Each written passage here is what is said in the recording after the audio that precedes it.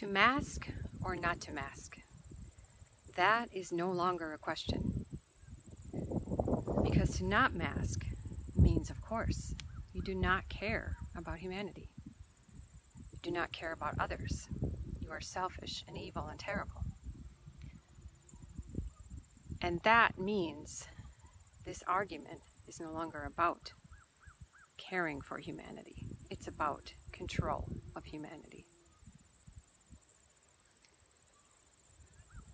Because people that truly care don't argue from intimidation. That is not their tactic. People that truly care develop an understanding of the scenario. They get data. They develop an understanding of those they're trying to convince. They use beautiful tactics to convince others, to make their point. People who want to control you, their tactic, almost without exception, is to make you feel immoral if you don't abide by them. When they're trying to get voluntary agreement. Of course, when they get to the point of just brute force, that's a little bit different. But when they're still trying to make it voluntary, the tactic is to make it immoral, to make a decision other than what they want. Because that makes you come apart at the seams. It makes you feel ungrounded, because nobody wants to be evil, nobody wants to be bad, nobody wants to hurt others. So if they can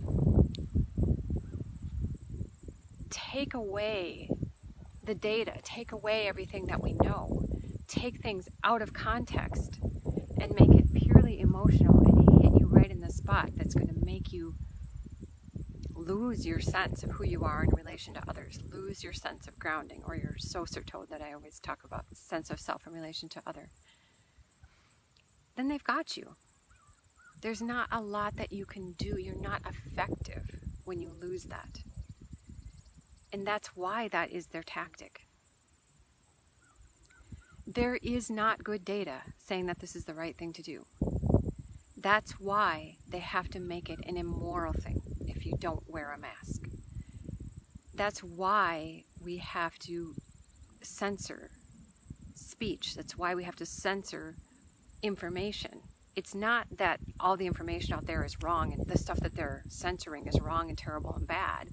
It's that the stuff that they're censoring is questioning the validity of what's happening. It's questioning the understanding of disease and virus and humanity and everything else. That's the kind of stuff that they're censoring, and they're doing that because there is no good argument. So the argument from virtue, when people use virtue as the argument instead of using information and data and examples, that is an argument that leads to hell. That leads to the hell of being controlled, of mass control of other people. Or it can be on a small scale too, but in this case it's global. So that's always a big, big, big red flag. That if to go against something when there is not massive amounts of supporting data.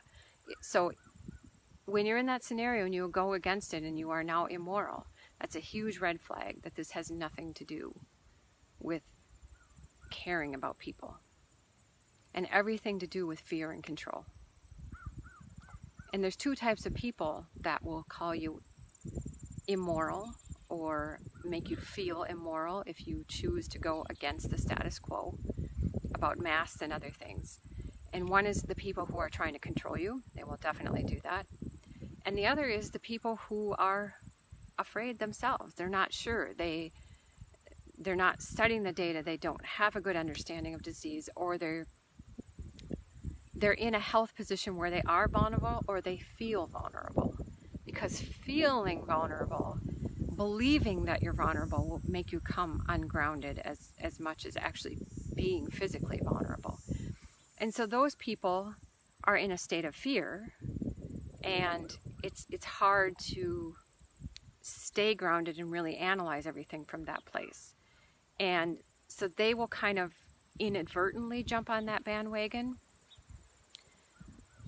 not meaning you any harm. It's more about them, but they're still contributing to this whole notion of, if you don't abide by the status quo, if you don't do as you're told, you are going to harm others, despite the fact that there is not clear data saying that.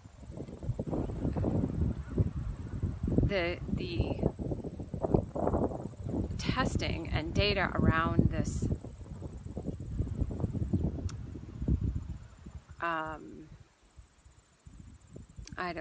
outbreak, pandemic, it's hard to even call it that, is so poor that you can't even get proper information, other than we know that it's not causing the kind of problems that people had originally predicted as far as deaths. So there's just not ground to stand on to shut down the entire world and make the entire world immoral if they don't do as you say, and start passing, all kinds of laws against speech and against the right to your own body and your decisions about health and what you put in your body and all the, vaccines and everything else. There's just no grounding for any of this. And they're turning it all into the argument from virtue, which is the argument from intimidation. It's a logical fallacy. There is no truth behind it, but it sucks people in because it knocks them off balance. So, as I always say, the first thing, bar none, in all of this, all the time, is to get grounded, to get super grounded, to get really, really strong in who you are and what you're about, and make sure that you do not lose your sense of self in relation to other when you're confronted by all of these things, because you can't stay connected to all of the information. There's you get pulled into just the information that they want you to hear, and you can't get connected or stay connected to the tons and tons and tons and tons of information that's out there in the form of data, in the form of nature, in the form of things that you can just see with your own eyes and feel with your own body. But you lose connection to that when you lose your grounding. So before making any decisions, be grounded. Before allowing yourself to feel like you're bad, before allowing yourself to let them make you feel bad, say, wait a minute, am I grounded? Am I really being bad? Because you're not. So we must, I really believe that this is the time where we need to be armed with beauty. And I keep saying that everywhere, and I have it on my header, armed with beauty. That beauty is the beauty of grounding. It's the beauty of knowing who you are and not ever losing it, knowing who you are in relation to others and not ever losing that no matter what's going on. It's the beauty of being able to stand your ground, which means to stay grounded, to allow energy to flow, all of it, all of the information, all of the ideas, all of the possible solutions. When you stand your ground, you are grounded. Those can all flow, and we can find real solutions to the problems, or even see that a lot of the problems that we think we have don't even actually exist. So this is a battle for the beautiful. We must stay beautiful. We must stand in open strength and fight only from a place there. Make decisions only from that place. Take actions only from that place.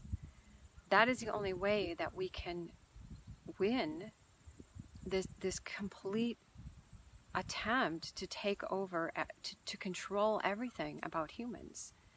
The only way we can win that is to learn to stand in our beauty and stay there no matter what.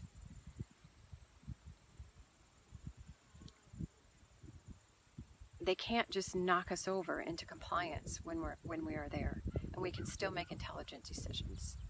and we can get the information that we need. We can analyze things the way that we need to. We can develop new understandings of how life works, because what we have right now is not enough. It's not an explanation for everything. That's why we're struggling. We can only develop new understandings of that and apply it. We can stay grounded, stay in our beauty, stay in our strength. So that is what each and every one of us needs to do every single moment of every single day right now, because we will be tested constantly. You are not immoral to go against the status quo. In fact, it's the only moral thing that you can do right now in this craziness. Not that you have to refuse to wear a mask, but you have to stand your ground against the status quo and do what, based on everything you know, seems like the right thing to do. And I mean everything you know, not part of what you know. So stay grounded, stay beautiful. Armed with beauty, we can win the fight.